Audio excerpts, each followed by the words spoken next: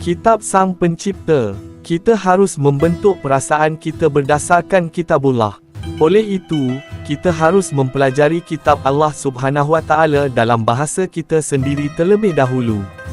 Khutbah Imam Sayyidina Ali. Pelajarilah Al-Quran, sesungguhnya ia adalah perkataan yang paling indah. Fahamilah hukum-hukum kitabullah, kerana pemahaman ini adalah musim bunga bagi hati. Carilah kesembuhan dengan cahaya Al-Quran, kerana ia adalah penawar bagi hati. Bacalah Al-Quran dengan cara yang baik, kerana bacaan ini adalah cara menerima berita yang paling bermanfaat dan memperoleh faedah daripada ilmu. Kesimpulan, Al-Quran bukan diturunkan hanya untuk para pemimpin agama, tetapi untuk seluruh umat manusia. Al-Quran hanya memberi hidayah petunjuk bagi orang yang bertakwa kepada Allah. Surah Al-Baqarah, ayat kedua. Kitab Al-Quran ini tidak ada keraguan padanya, memberi hidayah bagi mereka yang bertakwa.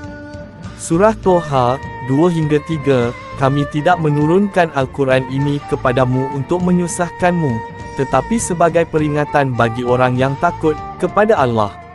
Surah Al-Fath, 28, sesungguhnya yang takut kepada Allah dari kalangan hamba-hambanya hanyalah orang-orang yang berilmu.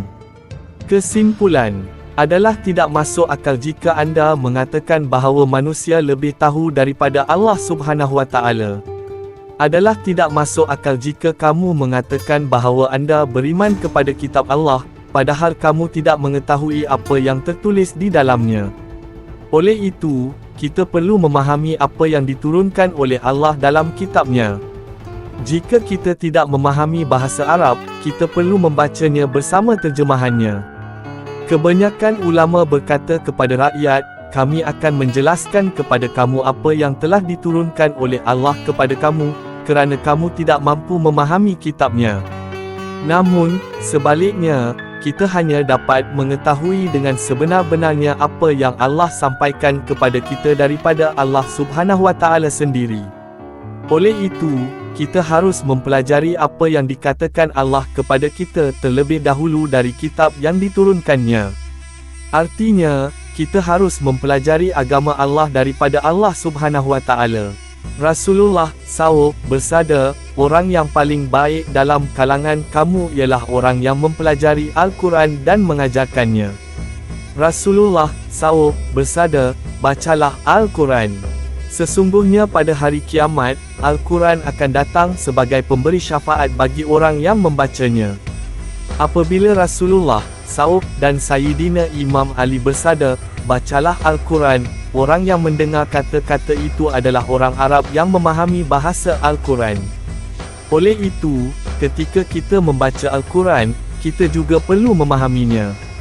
Imam Muhammad Baqir bersabda, Al-Quran adalah tali Allah yang kukuh, cahayanya yang terang, dan penawar yang memberi manfaat.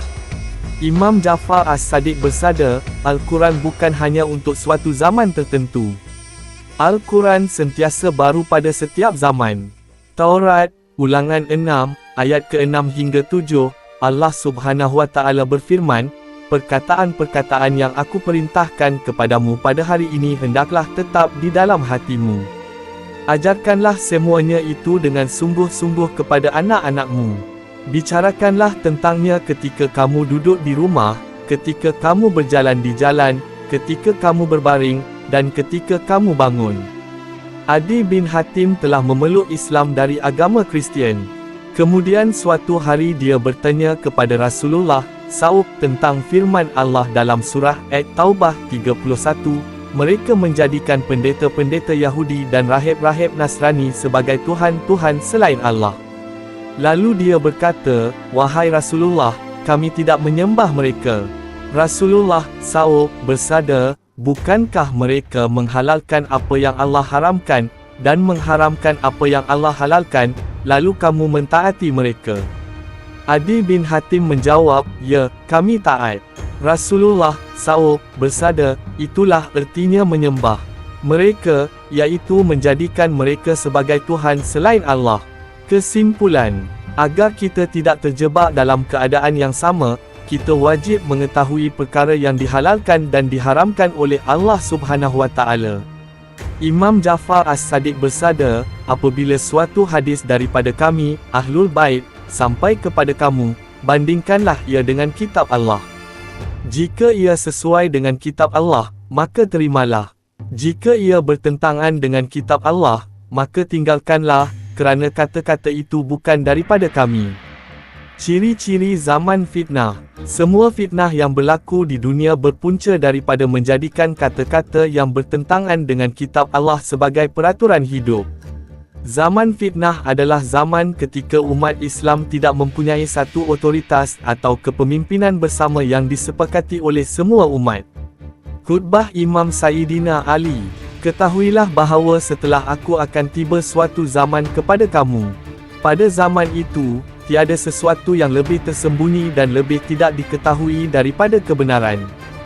Bagi orang-orang pada zaman itu, tidak akan ada barang yang lebih murah daripada Al-Quran jika ia dibaca dengan sebenar-benarnya.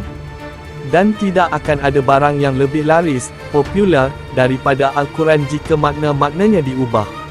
Pada zaman itu, seolah-olah mereka menjadi pemimpin, imam-imam, yang memerintah dengan kitab Allah, tetapi sebenarnya kitab Allah bukanlah pemimpin, imam, mereka.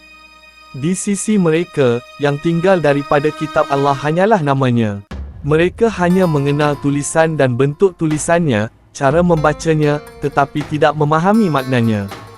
Taurat, Ulangan 4, ayat kedua, janganlah kamu menambah apa-apa pada firman yang aku perintahkan kepadamu, dan jangan pula menguranginya. Jagalah perintah Tuhan, Allahmu, yang aku sampaikan kepadamu. Taurat, Ulangan 12, ayat ke-32, perhatikanlah dengan baik semua yang aku perintahkan kepadamu. Jangan menambahkan apa-apa kepadanya, dan jangan mengurangi apa-apa daripadanya. Khutbah Imam Sayyidina Ali, setelah ini, akan datang suatu zaman di mana fitnahnya jauh lebih dahsyat dan lebih membinasakan.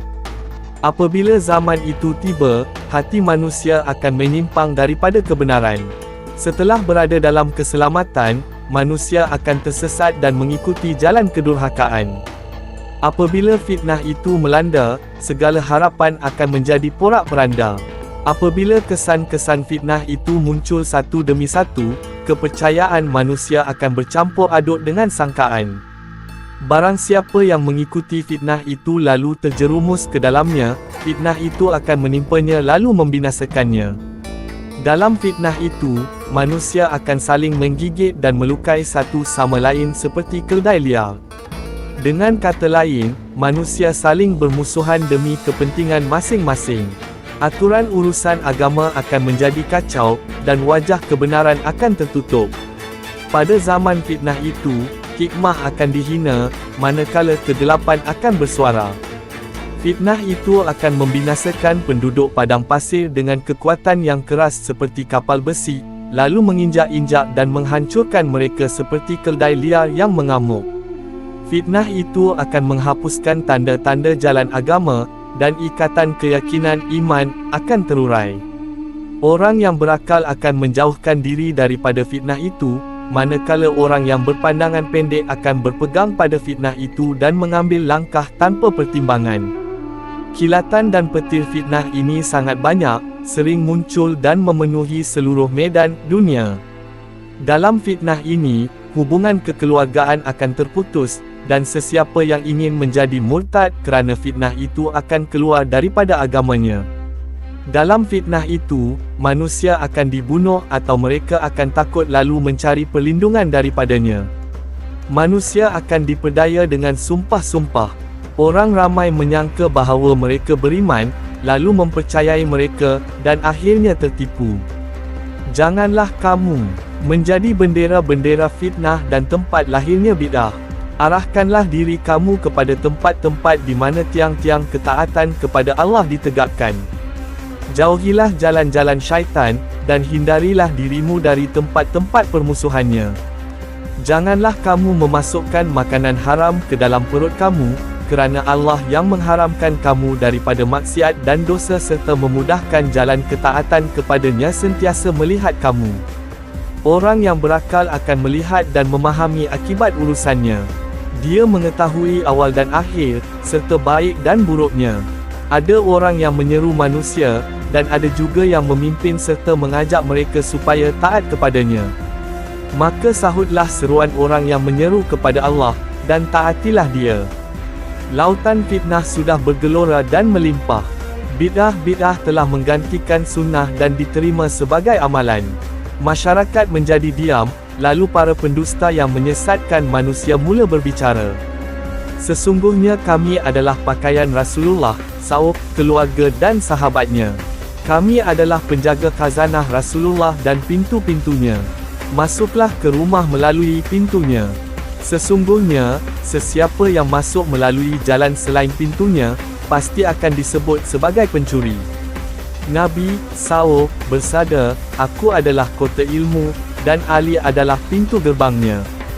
Barang siapa yang mencari ilmu, maka datanglah ke pintu gerbangnya." Rasulullah SAW bersabda dalam khutbah Haji Wada, Haji Perpisahan, "Sesungguhnya aku tinggalkan kepada kamu dua amanah berat, kitab Allah dan keturunanku, ahli baitku. Jika kamu berpegang teguh kepada kedua-duanya, kamu tidak akan sesat. Kedua-duanya tidak akan berpisah dan akan datang kepadaku di telaga Kautsar." Taurat, Yesaya 5, ayat ke-20, "Celakalah orang yang mengatakan yang jahat itu baik, dan yang baik itu jahat, yang menganggap kegelapan sebagai cahaya, dan cahaya sebagai kegelapan, yang mengatakan yang pahit itu manis, dan yang manis itu pahit." Injil, Yohanes 10, ayat 1 dan 2, "Aku berkata kepadamu dengan sebenar-benarnya, sesiapa yang tidak masuk ke dalam kandang domba melalui pintu, tetapi memanjat masuk dari tempat lain, dialah pencuri dan perompak. Tetapi sesiapa yang masuk melalui pintu, dialah gembala bagi domba-domba itu." Imam Muhammad Al-Baqir bersabda, "Ahli bait, Ali, Muhammad, SAW adalah pintu-pintu yang Allah bukakan untuk hamba-hambanya. Seseorang hanya dapat menuju kepada Allah melalui pintu-pintu ini. Sesiapa yang cuba datang bukan melalui pintunya, tetapi melalui jalan lain, maka dia adalah pencuri."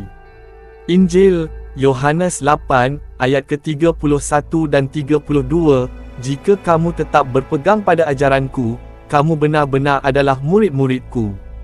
Lalu kamu akan mengetahui kebenaran."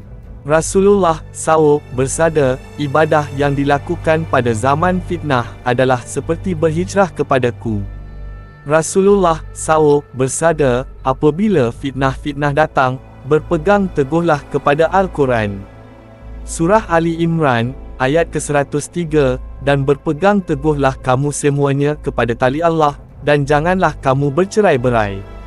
Khutbah Imam Sayyidina Ali, "Wahai hamba-hamba Allah, apa yang kamu harapkan dari dunia ini? Kamu hanyalah tetamu di rumah ini untuk sementara waktu. Kamu adalah orang yang berhutang, dan hutang itu pasti akan dituntut daripadamu. Umur kamu sedang berakhir, dan segala perbuatan kamu sedang dicatat serta diketahui. Ada banyak orang yang berusaha untuk mengatur urusannya, namun akhirnya urusan itu terlepas dari tangannya. Dan ada banyak orang yang bersusah payah, berusaha keras, namun pada akhirnya usahanya itu menjadi sia-sia dan rosak. Kamu berada di suatu zaman di mana kebaikan semakin tertinggal, dan keburukan terus bertambah. Syaitan pula sentiasa berharap untuk membinasakan manusia. Itu adalah suatu zaman ketika syaitan menjadi kuat, tipu dayanya menguasai setiap tempat dan urusannya menjadi semakin mudah. Lihatlah ke mana sahaja yang kamu mahu. Adakah kamu dapat melihat orang lain selain orang miskin yang ditimpa kepada kemiskinan, orang kaya yang mengubah nikmat Allah dengan kekufuran, orang kikir yang menghalang hak-hak Allah demi menambah hartanya, dan orang keras kepala yang telinganya telah tuli terhadap nasihat? Di manakah orang-orang merdeka dalam kalangan kamu? Di manakah orang-orang yang bersih kamu? Di manakah orang-orang yang dermawan kamu? Di manakah orang-orang yang menjaga diri daripada perkara haram dalam pendapatan mereka? Dan di manakah di antara kamu orang-orang yang menginginkan masyarakat yang bersih dan baik? Bukankah mereka semuanya telah pergi meninggalkan dunia yang hina ini? Bukankah mereka telah meninggalkan alam yang cepat berlalu ini, yang penuh dengan kesedihan dan penderitaan? Sekarang, tiada siapa pun yang berani menggerakkan bibir untuk menyebut aib mereka, dan tiada lagi yang dapat mengucapkan takziah ketika mengenang mereka. Kemungkaran telah muncul, tetapi tidak ada yang dapat mengubahnya. Kezaliman telah meliputi seluruh tempat, dan tidak ada yang mampu menyelamatkan dirinya sendiri pun. Dengan perbuatan seperti inikah kamu berharap untuk pergi ke kediaman Allah yang suci dan menjadi salah seorang walinya? Betapa jauhnya perkara itu. Syurga Allah tidak dapat dicapai dengan membuat aturan sendiri, dan keredaannya tidak akan diperoleh kecuali dengan ketaatan kepadanya.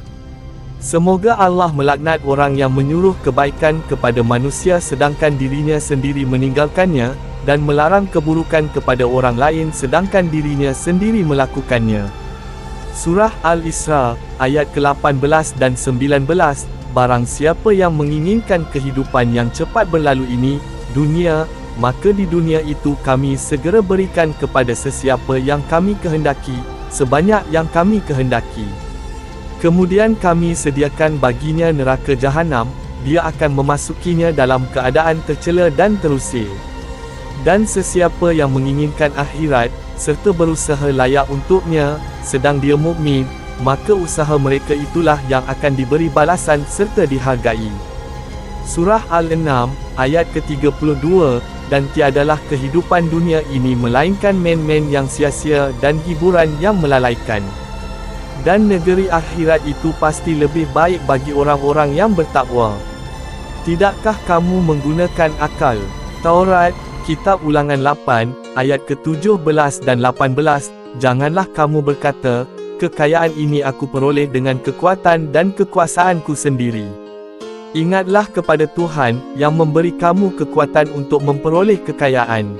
Nabi SAW bersabda, orang yang bijaksana ialah orang yang menghisap dirinya dan beramal untuk kehidupan setelah mati. Adapun orang yang lemah ialah orang yang mengikuti hawa nafsunya, kemudian hanya berangan-angan kepada Allah. Rasulullah SAW bersabda, jadilah engkau di dunia ini seperti orang asing atau seorang musafir.